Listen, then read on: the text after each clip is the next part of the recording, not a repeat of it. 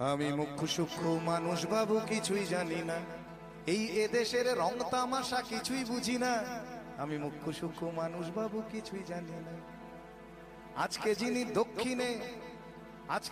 দক্ষিণেতে, কালকে তিনি বামের।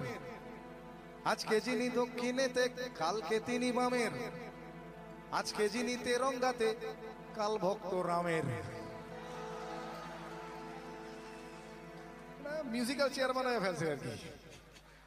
যে পারছে বসে বসে, যেদিকে একটা চেয়ার খালি হলেই হলো, সে যে কোনো চেয়ার হলেই হবে আর কি।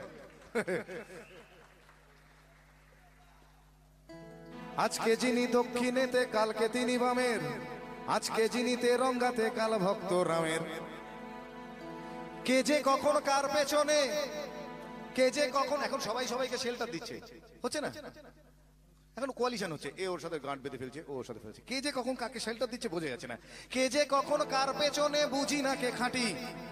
কে যে কখন কার পেছনে, বুঝি না কে খাঁটি। আসলে আসলে সবাই সবার পেছনেতে, সবার হাতেই কাঠি।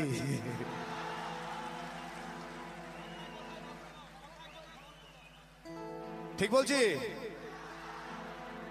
কথায় কথায় ধর্মঘট এখন যে কোনো ইস্যুতে হয়। আজকাল যে কোনো ইস্যুতে, আপনি জানেনও না কেন ধর্মঘট ডাকা হলো। একটা অর্গানাইজড ফোর্স হলেই হবে আর কি। আমি তো ভাবছি এবার ডাকাতরাও ইস্যু করে বলতে পারে, এলাকায় প্রতিরোধ হচ্ছে, ডাকাতি করা যাচ্ছে না, ঠিক হচ্ছে না, এই চল তোরা বন্ধ রাখি। দেখবেন ওরা নিখিল ভারত ডাকাত সংঘ বলে একটা দল তৈরি করলো, ডাকাত অ্যাসোসিয়েশন বলে। দেখবেন ও তখন পুলিশই প্রোটেকশন দিচ্ছে, হ্যাঁ ওনারা বন্ধ রেখেছে, আসবেন আপনারা, বেরোবেন না, এটি করে দেবেন। খালি অর্গানাইজ হতে হবে। কথায় কথায় ধর্মঘট, আর সবাই ধর্মঘটি।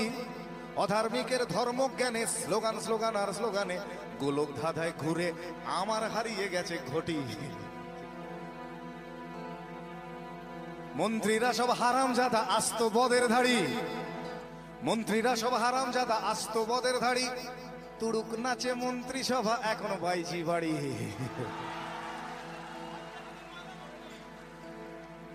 আজকে যিনি কয়লা মন্ত্রী, আজকে যিনি কয়লা মন্ত্রী, কালকে দেখেন শিক্ষা।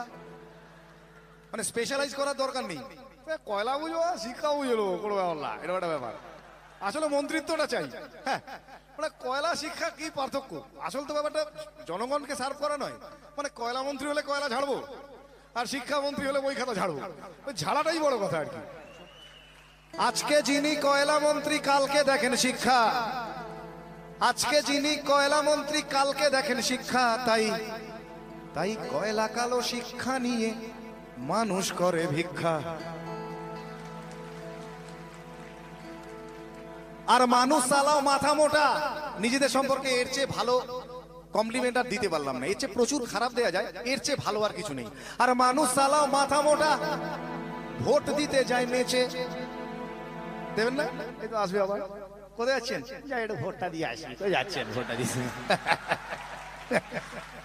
আগের দিন মাংস টাংস কিনে বৌদিকে বললাম একটু ভালো করে আদা দিয়ে বেটে, ওটা দিয়ে ঘেটে, ওটা দিয়ে চেটে একটু বানাও, ওটা খেয়ে তাও যাচ্ছেন ভোট দিতে আর কি।